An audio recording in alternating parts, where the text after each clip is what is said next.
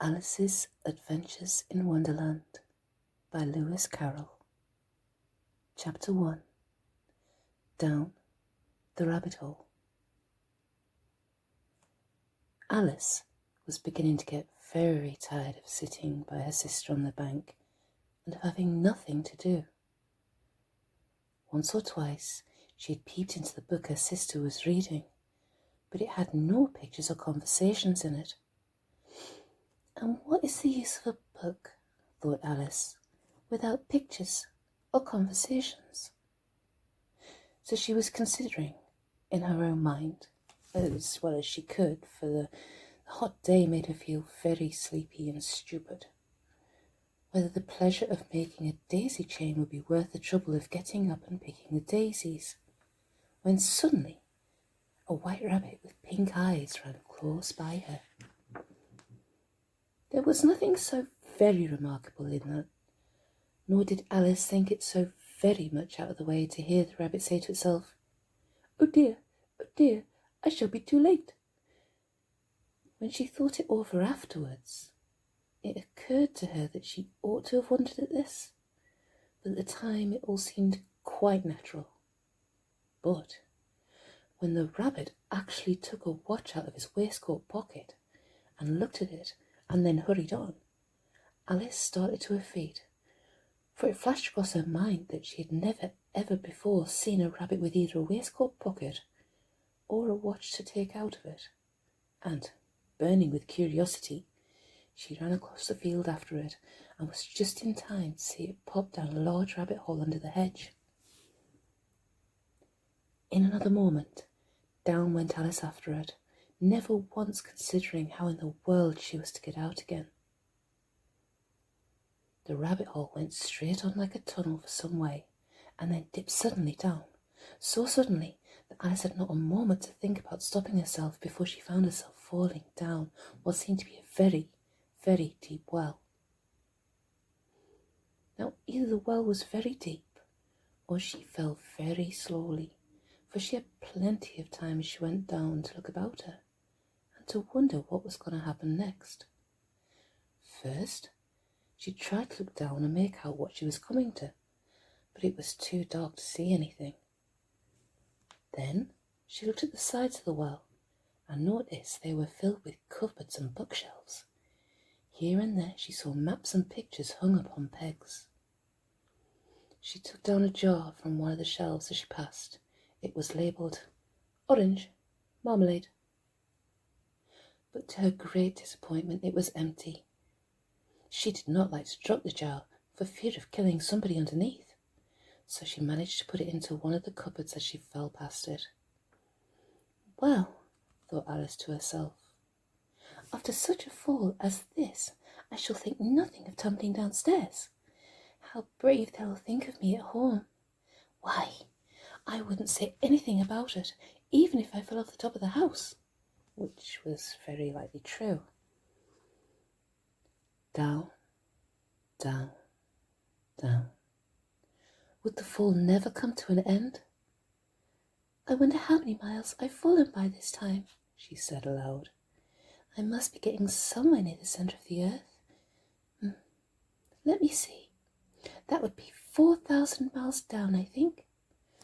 For you see, Alice had learned several things of this sort in her lessons in the schoolroom, and though this was not a very good opportunity for showing off her knowledge, as there was no one to listen to her, still it was good practice to say it over.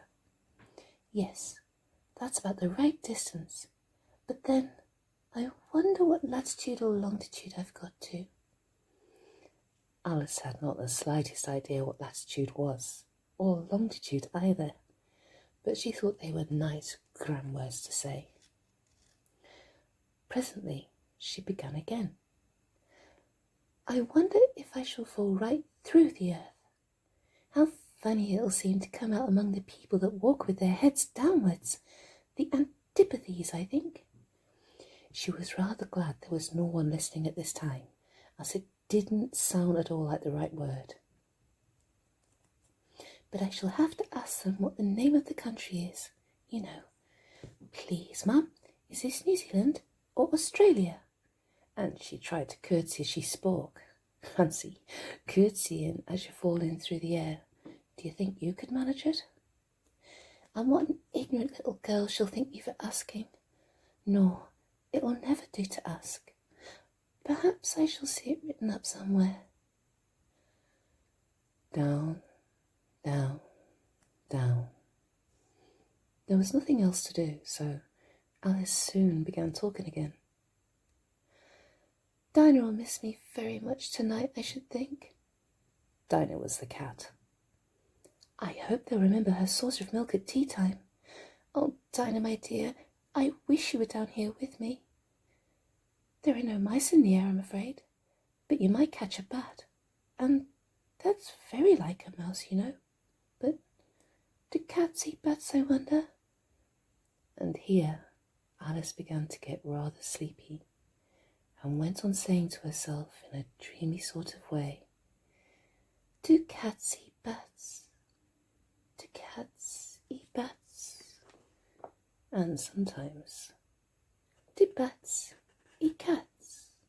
For you see, as she couldn't answer either question, it didn't much matter which way she put it. She felt that she was dozing off and had just begun to dream that she was walking hand in hand with Dinah and was saying to her very earnestly, Now, Dinah, tell me the truth. Did you ever eat a bat? When suddenly, thump, thump, thump, down she came upon a heap of sticks and dry leaves, and the fall was over. Alice was not a bit hurt, and she jumped up onto her feet in a moment. She looked up, but it was all dark overhead. Before her was another long passage, and the White Rabbit was still in sight, hurrying down it. There was not a moment to be lost. Away went Alice like the wind, and was just in time to hear it say as it turned a corner, Oh, my ears and whiskers, how late it's getting! She was close behind it when she turned the corner, but the rabbit was no longer to be seen. She found herself in a long, low hall, which was lit up by a row of lamps hanging from the roof. There were doors all round the hall, but they were all locked, and when Alice had been all the way down one side and up the other, trying every door, she walked sadly down the middle, wondering how she was ever to get out again. Suddenly, she came upon a little three-legged table, all made of solid glass. There was nothing on it but a tiny golden key, and Alice's first idea was that this might belong to one of the doors in the hall. But alas, either the locks were too large or the key was too small. But at any rate, it wouldn't open any of them. However, on the second time round, she came upon a low curtain she had not noticed before, and behind it was a little door, just about 15 inches high. She tried the little golden key in the lock, and to her great delight it fitted. Alice opened the door and found it had led into a small passage, not much larger than a rat hole. She knelt down and looked along the passage into the loveliest garden you ever saw. How she longed to get out of that dark, dark hall and wander about those beds of bright flowers and those cool fountains. But she could not even get her head through the doorway. And even if my head would go through, thought poor Alice, it would be of very little use without my shoulders. Oh, how I wish I could shut up like a telescope. I think I could, if only I knew how to begin. For you see, so many out-of-the-way things had happened lately that Alice had begun to think that very few things really were impossible. There seemed to be no use in waiting by the little door, so she went back to the table, half hoping she might find another key on it, or at any rate a book of rules for shutting people up like telescopes. This time she found a little bottle on it, which was certainly not there before. Tied around the neck of the bottle was a paper label with the words, "Drink me," beautifully printed on it in large letters. Now, it was all very well to say, "Drink me," But the wise little Alice was not going to do that in a hurry. "No, I'll look first," she said, "and see whether it's marked poison." For she had read several nice little stories about children who had got burned, eaten up by wild beasts, and other unpleasant things, all because they would not remember the simple rules their friends had taught them, such as that a red-hot poker will burn you if you hold it too long, and that if you cut your finger very deeply with a knife, it usually bleeds.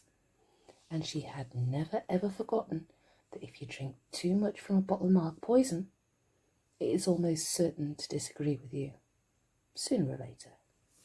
However, this bottle was not marked poison, so Alice ventured to taste it, and finding it very nice, it had in fact a sort of mixed flavour of cherry tart and custard and pineapple, roast turkey, toffee and hot buttered toast.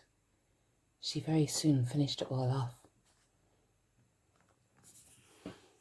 "What a curious feeling," said Alice. "I must be shutting up like a telescope." And so it was indeed, for she was now only 10 inches high, and her face brightened up at the thought that she was now the right size for going through the little door into that lovely garden. First, however, she waited for a few minutes to see if she was going to shrink any further. She felt a little nervous about this, for it might end, you know, said Alice to herself, "in my going out altogether like a candle. I wonder what I should be like then." And she tried to fancy what the flame of a candle looks like after the candle is blown out, for she could not remember having seen such a thing. After a while, finding that nothing more happened, she decided on going in the garden at once. But, alas for poor Alice, when she got to the door she found she'd forgotten the little golden key, and when she went back to the table for it, she found she could not possibly reach it. She could see it quite plainly through the glass, and she tried her best to climb up one of the legs of the table, but it was far too slippery. And when she had tired herself out with trying, poor little thing, she just sat down and cried. "Come, there's no use in crying like that," said Alice to herself rather sharply. "I advise you to leave off this minute." She generally gave herself very, very good advice, although she very seldom followed it. And sometimes she scolded herself so severely as to bring tears in her eyes, and once she remembered trying to box her own ears for having cheated herself in a game of croquet she was playing against herself. For you see, this curious child was very fond of pretending to be two people. "But it's no use now," thought poor Alice, "to pretend to be two people. Why, there's hardly enough of me left to make one respectable person."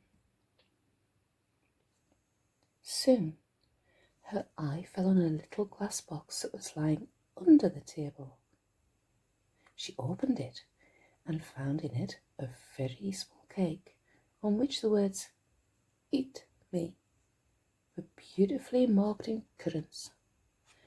"Well, I'll eat it," said Alice, "and if it makes me grow larger, I can reach the key, and if it makes me grow smaller, I can creep under the door. So either way, I'll get into the garden, and I don't care which happens." She ate a little bit and said anxiously to herself, "Which way? Which way?" holding her hand on the top of her head to feel exactly which way it was growing, and she was quite surprised to find she remained the same size.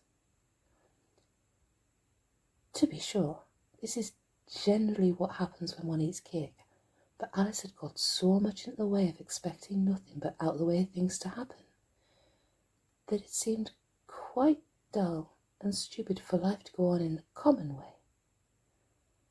So she set to work, and very soon finished off the cake.